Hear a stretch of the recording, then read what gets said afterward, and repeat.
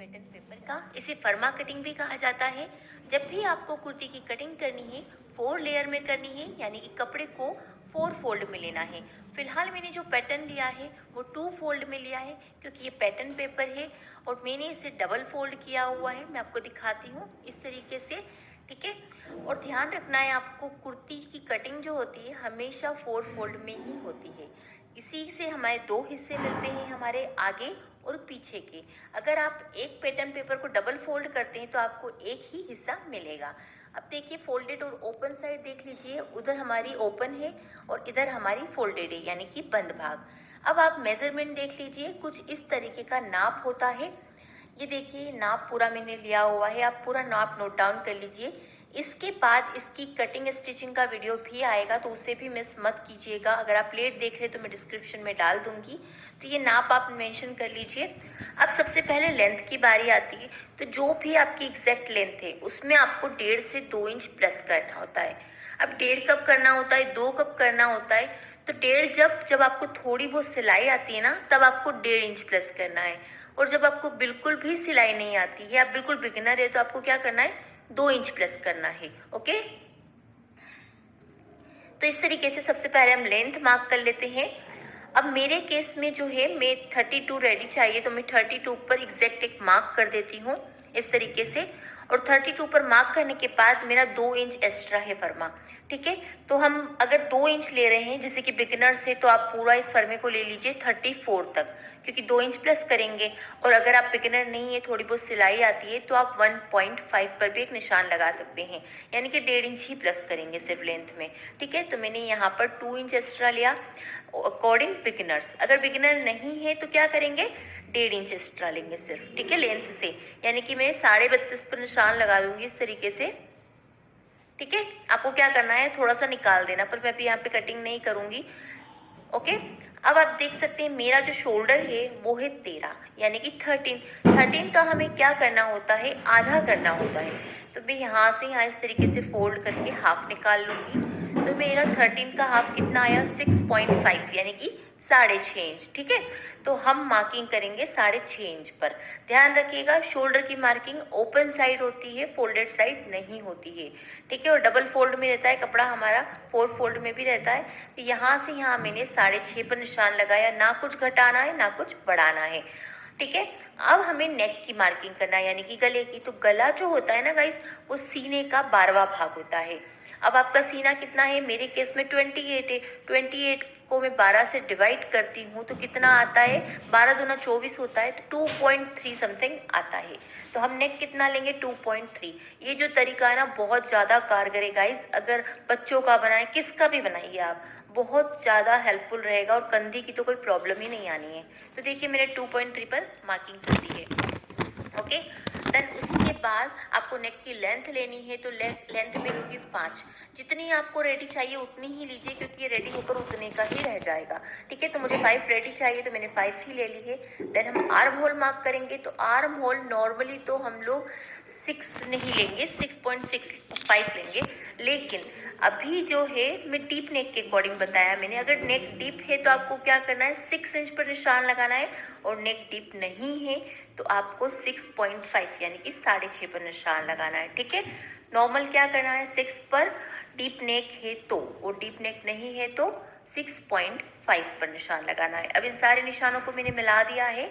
Okay, then मिलाने के बाद आप देखेंगे चेस्ट को। तो चेस्ट मेरा है 28 का 4th पार्ट करेंगे तो कितना आएगा, 7। ओके, तो सबसे पहले 7 मेरा एग्जैक्ट टाइट है, तो मैं थोड़ा सा लूजिंग के लिए भी रखूँगी, 7.5 समथिंग मान लीजिए आप, 7.5 इंच, ठीक है। और उसके बाद हम 2 इंच, 1.5 से 2 इंच एक्स्ट्रा लेंगे। आप आपके अकॉर्डिंग 1.5 इंच भी कोई ले सकते हैं, कोई 1 इंच भी लेता है, लेकिन मैं 2 इंच कहूँगी, क्योंकि मैं एग्जैक्ट फिटिंग नाप लेती हूँ, तो मैं 2 इंच लूजिंग लेती हूँ, क्योंकि 1 इंच लूजिंग समथिंग समझ लीजिए, और 1 इंच सिलाई मार्जिन। अब यहाँ से यहाँ लाइन ड्रॉ कर देंगे। अब उसके बाद यहाँ पर देखिए, अगर आपका डीप नेक है तो थोड़ा सा आप ना शोल्डर को अंदर की तरफ झुका सकते हैं अकॉर्डिंग ½ इंच, यानी कि इस लाइन को तिरछा ले सकते हैं अंदर की तरफ, ठीक है, अगर डीप नेक है तो। वैसे मैं हर वीडियो में इस तरीके से बताते जाऊँगी, तो धीरे धीरे आप डीप नेक को समझ जाएंगे। अब यहाँ से यहाँ का हाफ कर लीजिए, 6.5 का हाफ आर्म होल के निशान के लिए, तो मेरा 3.3 आएगा, यानी कि 3.25 इंच। और यहाँ से यहाँ बैक में जो गोलाई देते हैं हम पीछे के हिस्से में, वो 1.5 इंच पर देते हैं, और फ्रंट का जो हिस्सा होता है यानी कि आगे का हिस्से में हम 1 इंच पर देते हैं। ठीक है, जैसे स्लीव में होता है ना हमारी, सेम ऐसा ही होता है इसमें भी। तो यहाँ का यहाँ जो फ्रंट है ना, वो थोड़ा सा बाहर अंदर की तरफ झुकता है, देखिए शोल्डर में इस तरीके से, ये फ्रंट का पार्ट। ठीक है, जो हमने 1 इंच पर गोलाई दी थी ना, वो वाली। उसके बाद जो बैक वाला होता है वो झुकता नहीं है बिल्कुल भी, वो अंदर ही रहता है आर्म होल वाले शेप में। तो इस तरीके से शेप दे देंगे हम यहाँ पर भी, 1.5 इंच पर भी। एक हमारा बैक का हो गया, एक हमारा फ्रंट का हो गया। ठीक है, अब उसके बाद में आप देख सकते हैं मेरी शेप लगा दी है, नेक का भी मैंने राउंड दे दिया है। अब कमर की जब भी बारी आती है तो आप कंफ्यूज हो जाते हैं ना, तो चलिए सबसे पहले तो हम ये शोल्डर डाउन कर लेते हैं, उसके बाद मैं आपको कमर समझाती हूँ। तो आधा इंच पर आपको शोल्डर डाउन करना है। देन शोल्डर डाउन करने के बाद यहाँ से यहाँ हम लाइन ड्रॉ कर देंगे तिरछी। ठीक है, आधा इंच लेना है, ज़्यादा नहीं लेना है, इससे कंधे नहीं खिसकेंगे आपके। अब आती है हमारी कमर की बारी। तो आपको ये लगता है कि हम कमर का निशान कितने पर लगाएं। ठीक है, तो मैं आपका कन्फ्यूज़न सारा क्लियर कर दूंगी, कमर का, हिप का, सब कुछ, बस वीडियो एंड तक देखना। तो आपको शोल्डर की जगह इंच टेप रखनी है, और कमर आपको 12, 13, 13.5 तक आप मेज़र कर सकते हैं। ठीक है, नॉर्मल है अगर लेंथ हमारे क्लाइंट की तो हम 12 ले लेंगे, मीडियम है तो 13 या 13.5, 14 तक भी ले सकते हैं। मेरे केस में क्लाइंट की लेंथ कम है, इसलिए मैं 12 पर मार्क करूँगी। देख सकते हैं आप, 12 इंच पर मैं निशान लगा दूँगी।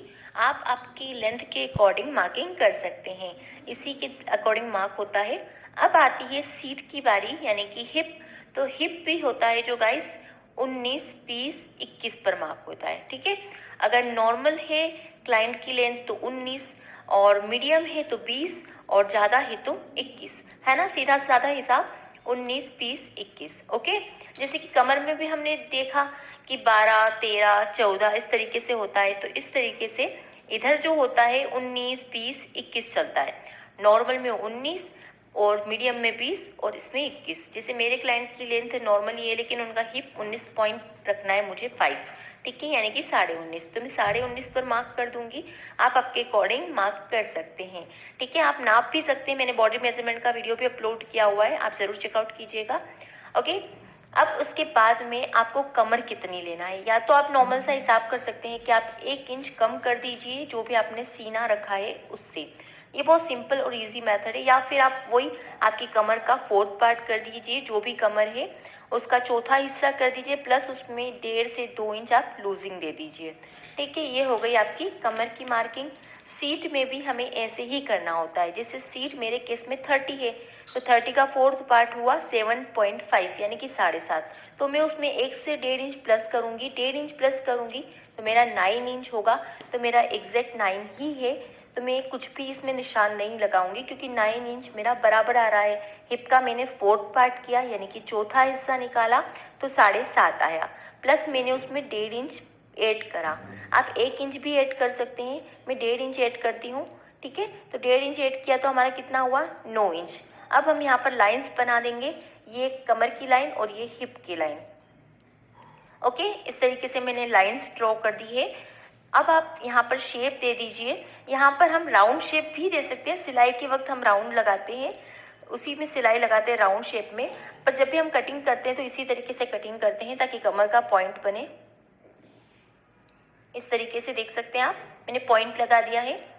देन वो तो हमारा ये हुआ कि हम उसमें लूजिंग वगैरह वो कटिंग कर देंगे, और ये हमारा एग्जैक्ट हुआ। ठीक है, जो हमारा फिटिंग का निशान है। ठीक है, वो तो हमें रिमूव करना है, हटाना है। तो आप देख सकते हैं मैंने कटिंग कर ली है पूरी, और यहाँ पर मैंने सब कुछ लिख दिया है कि कौन सा कमर है, कौन सा क्या पार्ट है, कौन सा हिप है। इसकी कटिंग स्टिचिंग का वीडियो भी जल्द ही आने वाला है। और अगर हम 4 लेयर में कपड़ा लेते तो हमारे 2 पार्ट निकलते। फिलहाल हमारा एक ही हिस्सा निकला है, क्योंकि हमने 2 फोल्ड लिया था, यानी कि 2 लेयर में। ठीक है, अगर आप 4 लेयर में लेते तो कितने पार्ट निकलते, 2 पार्ट, आगे और पीछे दोनों का। ठीक है, इसे ही आपको कपड़े में 4 लेयर लेना है हमेशा, ताकि आपके 2 भाग निकले। ये फर्मा कटिंग था, फर्मे में हम एक ही फर्मे पर कटिंग करते हैं, 2-2 फर्मे नहीं लेते हैं। ठीक है, सो गाइस ये था मेरा आज का वीडियो। जल्दी कटिंग स्टिचिंग का वीडियो भी आने